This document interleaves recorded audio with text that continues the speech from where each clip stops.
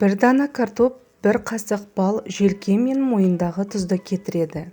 Тұзды кетіру ағзадағы 60% ауруды емдегенмен бірдей. Әлем елдерінің 1/3 бөлігі мойын мен желкеге жиналған тұздан зардап шегуде. Жас талғамайтын бұл ауруды емдеуге халық емі де өз үлесін қосуда. Желкедегі тұзды жою үшін біз сіздерге үй жағдайында жасай алатын ем түрлерін ұсынамыз.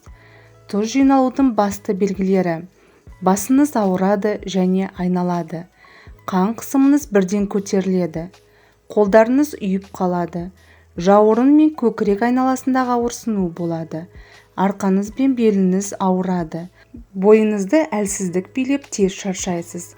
Міне осындай жайсыздықтар сезіле бастаса, демек желкеге немесе мойынға тұз жиналды деген сөз. Мұның соңын айықпас дертке ұластырмай аурудың алдын алыңыз.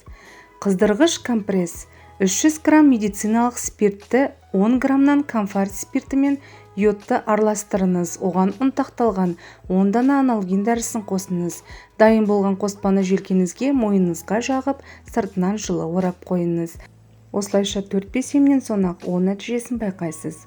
Бал алоэ компрессы: 150 грамм араққа 100 грамм ертілген бал мен 50 грамм алоэ сөлін араластырасыз. Дайын болған қоспаны ауырған жерге жағып жатыңыз. Емді тәулігіне 2 рет жасау керек. Сарымсақ зімбір компрессы: сарымсақ пен зімбірді майда күштен өткізесіз.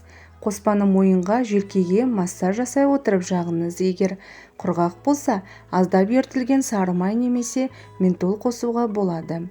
Шайқурай майынан компресс: алдымен майды дайындап аламыз. Ол үшін 150 грамм үгілген шайқурай гүлі мен 0,5 литр шырғанақ майын араластырасыз. Ыдысымен ыстық суға салып, бұлау жасаңыз. Шамамен 30 минуттан соң майды салқын жерге қойыңыз. 3 күннен соң дайын болған емдік майды жақсылап шайқап алып, мойын мен желкеге жағасыз. Емделу мерзімі 10-12 күн.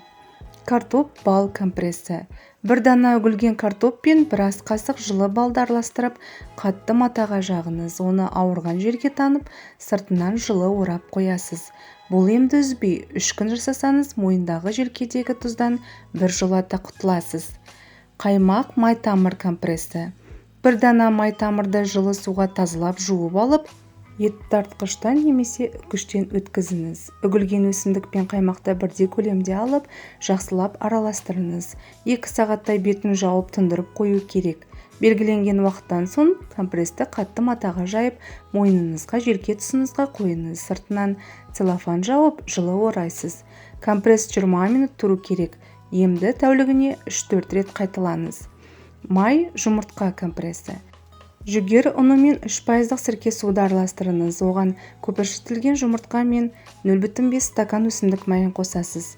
Қоспаны банкіге құйып, бетін жауып тоңазытқышқа қойыңыз. 2 күннен соң банкіні жақсылап шайқап алып, ем ретінде тұз байланған жерлерге компресс жасайсыз.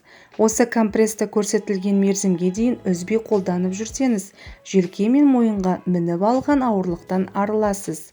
Өзіңізді жеңіл сезініп, бойыңызға сергектік сыйлайсыз.